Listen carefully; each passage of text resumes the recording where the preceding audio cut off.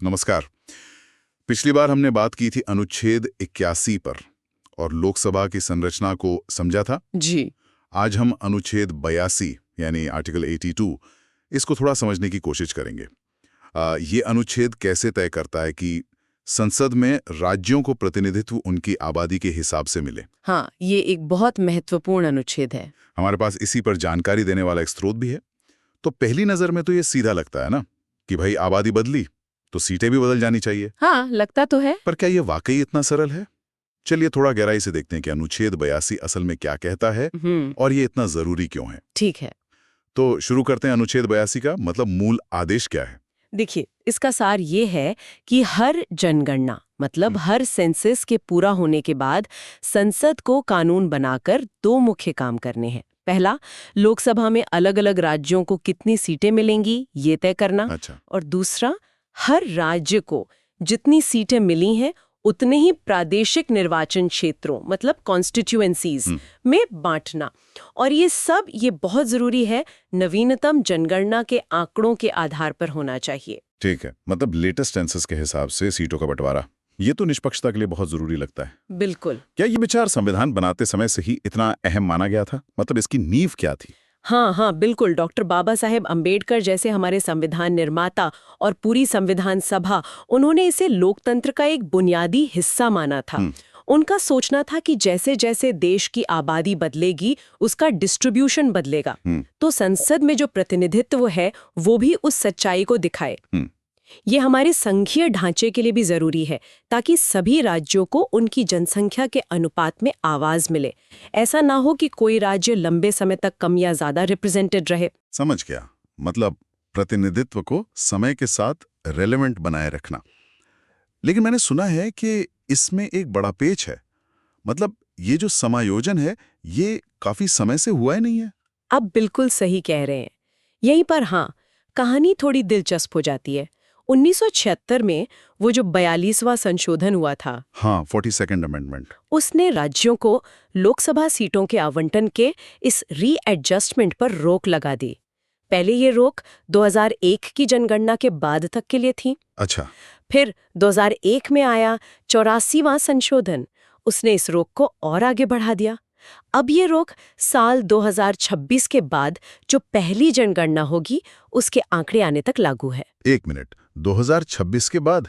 इसका मतलब ये हुआ कि आज लोकसभा में राज्यों को जो सीटें मिली हुई हैं वो किस आधार पर हैं?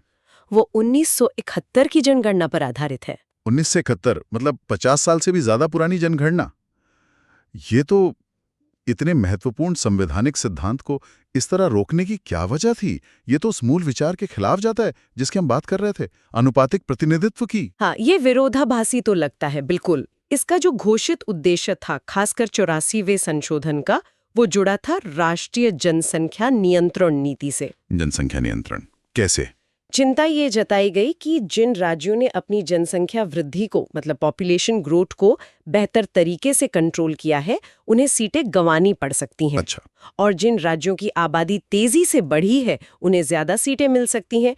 तो एक तरह से सीटों के आवंटन को फ्रीज करके उन राज्यों को सजा देने से बचने की कोशिश की गई जिन्होंने परिवार नियोजन को प्रभावी ढंग से लागू किया। अच्छा, तो ये एक नीतिगत फैसला था जिसने संवैधानिक सिद्धांत पर कम से कम अस्थायी तौर पर रोक लगा दी। क्या इसे कभी चुनौती दी गई, मतलब कोर्ट में? सुप्रीम कोर्ट ने क्या कहा? हाँ, चुनौती दी गई थी। सुप्रीम कोर्ट में मामला गया, लेकिन कोर्ट ने इन संशोधनों की संवैधानिकता को बनाए रखा। कोर्ट ने माना कि ये रोक जो है वो एक अस्थायी उपाय है और एक बड़े राष्ट्रीय नीति के लक्ष्य को हासिल करने के लिए संसद ऐसा कानून बना सकती है। ये उसकी विधायी क्षमता के दायरे में है। पर एक बात यहाँ और जानना जरूरी है, जहाँ राज्यों के बीच सीटों का आवंटन 1971 पर रुका है, वहीं 87वें संशोधन जो 2003 में आया, उसने राज्यों के अंदर निर्वाचन क्षेत्रों के पुनर्निर्धारण की इजाजत दी। अंदर मतलब राज्य की कुल सीटें उतनी ही रहेंगी। हाँ, बिल्कुल। राज्य की कुल सीटें नहीं बदलेंगी, लेकिन राज्य के भीतर कौन सा क्षेत्र किस कंस्टिट्यूएंसी में आएगा, ये 2001 की जनगणना के आधार पर बदला जा सकता है। इसका मकसद था कि राज्य के अंदर जो आबादी का बदलाव हुआ है उसे एड्रेस किया जा सके। समझ गया। मतलब राज्य के अंदर सीटों का नक्शा बदल सकता है 2001 के हिसाब से, पर राज्य को कुल कितनी सीटें मिलेंगी वो 1971 पर ही अटका हुआ है। सही। चलिए इसे एक उदाहरण से समझने की कोशिश करते हैं। मान लीजिए 2026 के बाद ये रोक हट जाती है और नई जनगणना होती है, तब क्या हो सकता है थियोरेटिकली? ठीक है, कल्पना करें कि 2 राज्य हैं, क और ख। 1971 की जनगणना के आधार पर उन्हें कुछ सीटें मिली हुई हैं।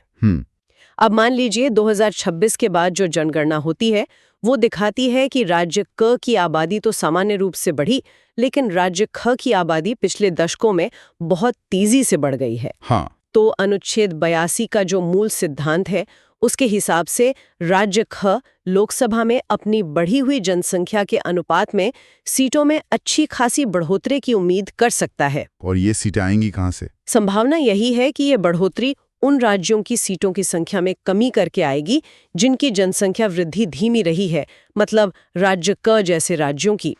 इसी पूरी प्रक्रिया को परिसीमन या डिलिमिटेशन कहते हैं। अच्छा, डिलिमिटेशन। ये नई जनसंख्या आंकड़ों के आधार पर पूरा राजनीतिक नक्शा फिर से बनाने जैसा होगा?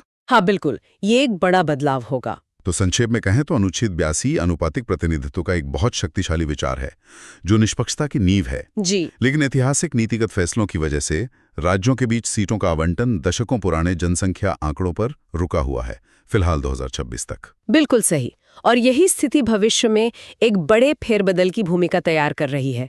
जब ये रोक हटेगी और ताज़ा जनसंख्या आंकड़ों के आधार पर परिसीमन होगा तो ये लोकसभा में अलग अलग राज्यों के राजनीतिक वजन को, उनके पॉलिटिकल वेट को काफी हद तक बदल सकता है। और ये श्रोताओं के लिए सोचने का एक गहरा सवाल छोड़ जाता है। इस तरह का बड़े पैमाने पर सीटों का समायोजन भारत के संघीय ढांचे पर और उन राज्यों के बीच शक्ति संतुलन पर क्या असर डालेगा जिनकी जनसंख्या वृद्धि दर 1970 के दशक से आज बहुत अलग हो चुकी है। हाँ, ये सोचने वाली बात है। इसके संभावित राजनीतिक और सामाजिक परिणाम क्या हो सकते हैं? ये वाकई एक अहम मुद्दा है जिस पर आगे नजर रखनी होगी। बिल्कुल।